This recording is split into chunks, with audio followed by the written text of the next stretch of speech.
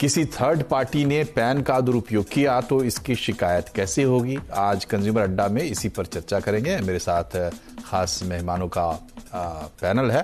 Personal finance के जानकार और आनंद राठी वेल्थ के डिप्टी सीईओ फिरोज अजीज हमारे साथ हैं और rupiapesa.com के एमडी मुकेश पांडे, साथ ही भावसरन मेहता एंड कंपनी के हितेन मेहता। आप हितेन जी ये बताइए कि ये जो कुछ भी हुआ तो इसमें जो लोग इसके शिकार हो गए उनके पास क्या कोर्स ऑफ एक्शन है उनके हाथ में, और दूसरी बात यह है कि डिटरेंट क्या होगा, क्योंकि मतलब किस तरीके से हम इसको टेक्निकली अगर हम सोचे कि टेक्नोलॉजी के लेवल पे करेंगे या फिर नियम कानून में जिम्मेदारियां तय करने के दौरान भी हम मतलब जिम्मेदारी बढ़ा के भी हम इस पे कंट्रोल कर सकते हैं। पहले तो ये बताइए कि लोगों के पास रास्ता क्या है जो शिकार हो गए। इसमें हमें कानून का ही सहारा लेना होगा। बेसिकली क्या होता है कि मनोज जी, ये जो प्रोसेस है बेसिकली ये डीएसए एजेंटों के जरिए होती है, तो यहीं पे कहीं चूक हो जाती है क्योंकि ये मैन्युअल प्रोसेस है। और ये सिर्फ मैं ये बात नहीं कहना चाहूंगा कि ये पैन कार्ड के बारे में बात करना चाहूंगा, मैं बात करना चाहूंगा सारे एनबीएफसीओ की पूरी प्रोसेस के बारे में। इन लोग का तरीका जो होता है रिकवरी करना भी, मैं एक थोड़ा इस मुद्दे से हटकर भी बात करना चाहूंगा क्योंकि ये बहुत ही जलता हुआ मुद्दा है और अवेयरनेस की हमें बहुत जरूरत है इस मुद्दे पर। तो कहीं ना कहीं क्या हो रहा है कि एक तो लोन दी जाती है जिसको उसके गारंटर में किसी का भी नाम जोड़ दिया जाता है, ठीक है।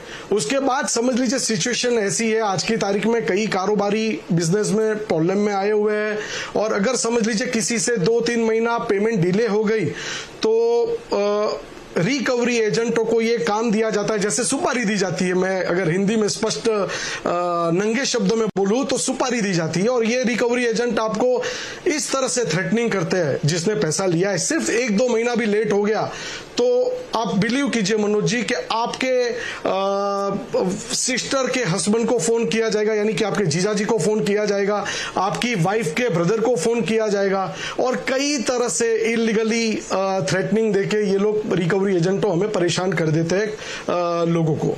और जिन्होंने लोन में गारंटी नहीं दी है उन्हें भी ये सिचुएशन का सामना करना पड़ता है। और एक सिचुएशन ऐसी आती, क्योंकि मेरे कई क्लाइंट हैं जो इन सिचुएशन से गुजरते हैं और इन्हें लिटरली साइकियाट्रिक ट्रीटमेंट भी लेनी पड़ी है।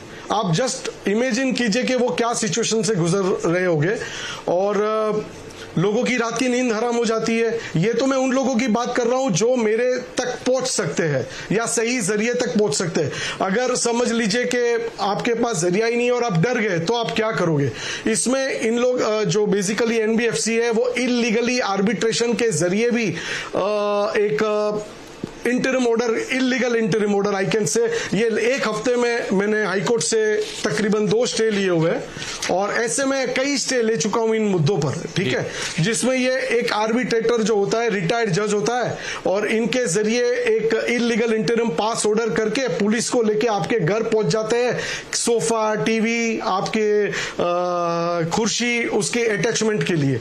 Just imagine what a funny scene कि आपको आपकी कहने का मतलब without proceeding, without giving you any opportunity by law ये हद तक पहुंच जाते हैं। और ऐसे 1-2 केस नहीं है, हजारों केस है और ऐसी इस मुद्दे पर कई एफआईआर फाइल हुई है, कई पुलिस स्टेशनों में हुई है। मेरे खुद के नजर में ऐसे कई लोग हैं जिन्होंने सुसाइड तक अटेम्प्ट कर चुके हैं।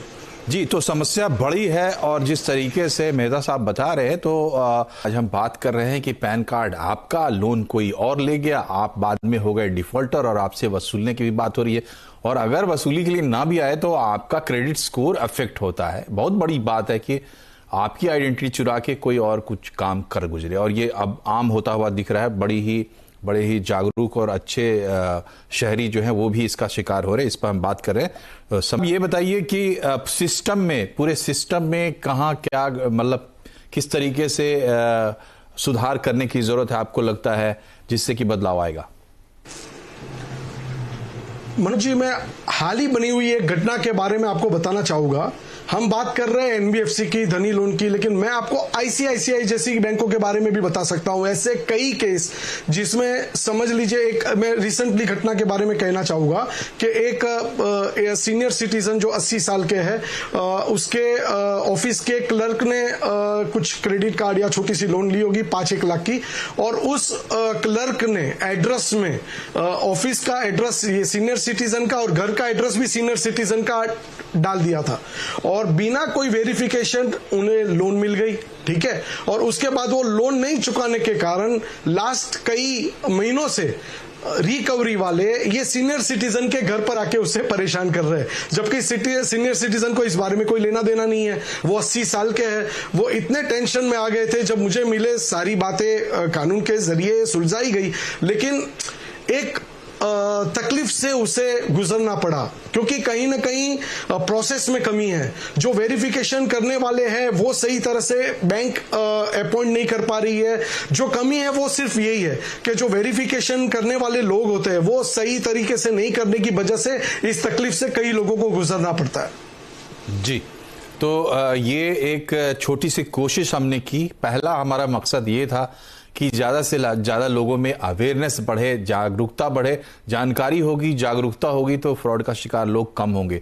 दूसरी बात यह है कि अगर कहीं आप फ्रॉड का शिकार होते हैं तो उसकी शिकायत की व्यवस्था होनी चाहिए, और है वहां आप शिकायत करें और पूरे मन से लड़े। कानून आपके साथ है।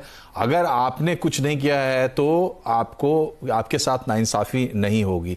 और तीसरा हमारा मकसद ये है कि चूंकि ये अचानक हमारा एक, आप कह सकते हैं कि ब्लास्ट हुआ, हम जिस तरीके से डिजिटल हो रहे हैं अपने लाइफ में, तो ये रिस्क ज्यादा बढ़ रहे हैं। पूरे सिस्टम को भी हम ऐसे ही नहीं छोड़ सकते, उस पर भी लगातार निगरानी की जरूरत है।